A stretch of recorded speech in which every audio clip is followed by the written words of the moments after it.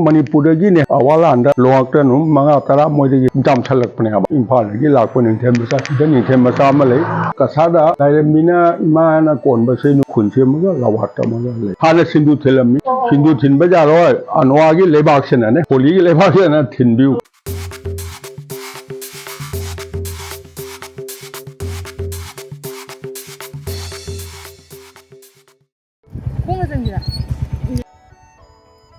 इराइमा इमा लाइनेंदे कसा नोंफौ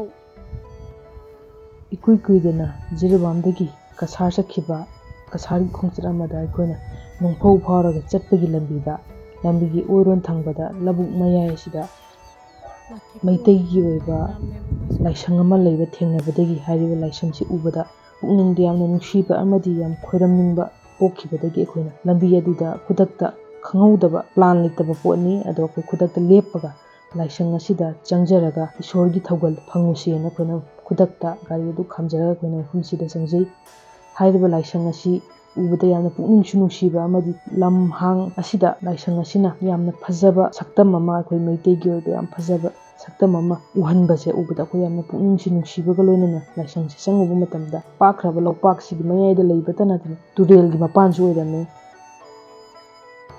असितरंता लाइसंग मनुंगसिदा इमागी लाइफम तनतना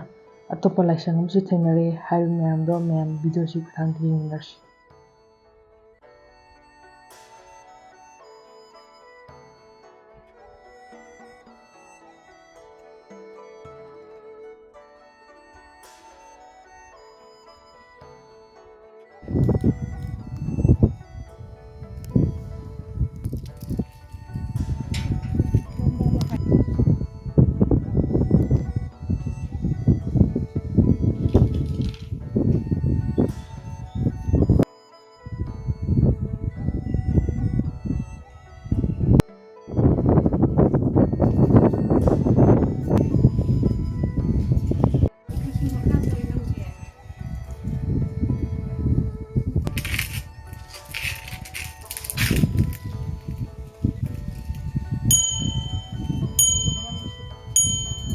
लाइसंसिना लैरंबगी फिवमसे उबदा यामना नुंसीबदगी अखोइना मनांग नकपा मिसिंगदा लाइसंसिगी मतंगदा खचितंग हंगसी हाइना अखोइ चंगसलुबदा अहन अमना यामना फजबा मते याम नुंसीबा वहाई क्या अमा थंबिरई मदसु मयाम तामिनसि आई कहीं 75 इयर्स सुरे कुमुत्रा मंगा अखोइना पिसक पिंगै देगिने लैरकपा लाइरमबी को रे अखोइना इरै माने होई होंदोकरा नारोन नम मणिपुरदगी माइबा माइबी लाक्तने पूजा तौब खोपदि होंदोय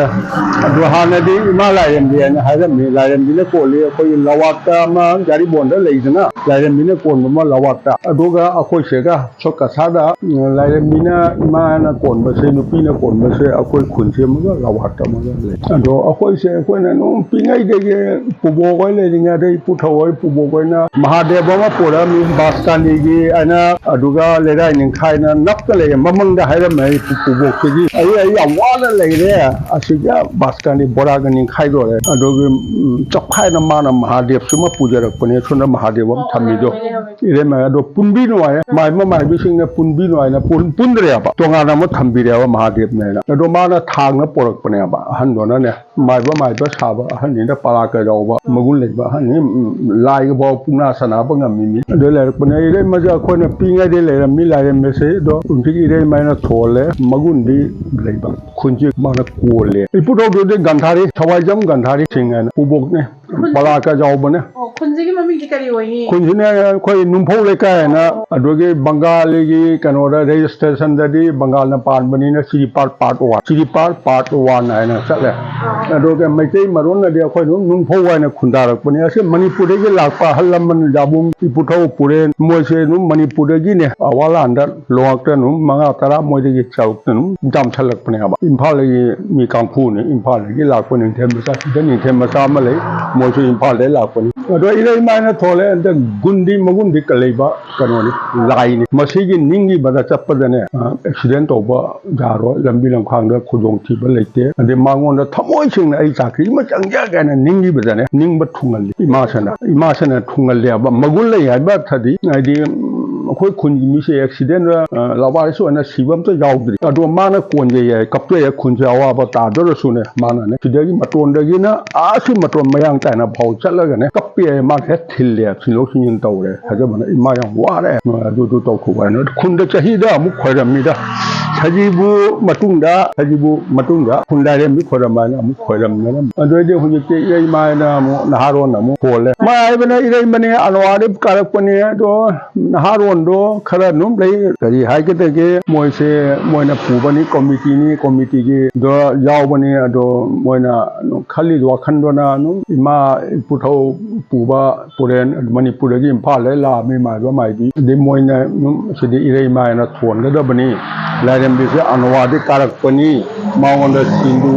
thin ba ja ro ha na sindu thelam mi sindu thin ba ja ro anwa gi lebak se na ne holi gi lebak se na thin bi khot bi wa na ne hoi do ai na mahadev se la rem bi se tam tho khotok na ai na jata taw ri phuto li maham je ke phuto ga hal mo oi bani ta ro nang law wa na inaw sin je na ro ta ro nang law wa na ai na anwa de iru je bi na khot na lai pu khat na ma do leng hal le maham de leng ga la sang je mandi se imphal le su mayam na oja sing na pi bi de minister ji ko ta ma ma de gi ne de khoi no sang khai la khai to re de mla ko ta de ge su khara phang ye la ga ni hum do ma to nam inaw sin de in te of de sa ga cha bani da lam se aseng ba de ya ton jam nanda kanwa ne bere sanda na adoge cha bana inaw ni pa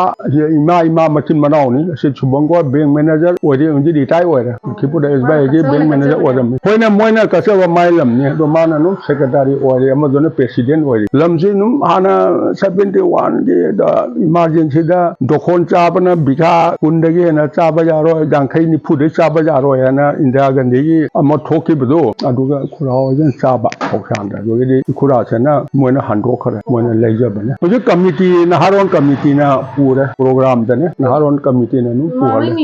ho do hal re ha ai ming de la ton jam rajkumar ai serviceman ni and double pension ni army de le ram mi police ta mo le ram mi double pension charge re da ha isani pa le suna so isani pa le ya ma le man ngar tap ta ga poro kan to bani da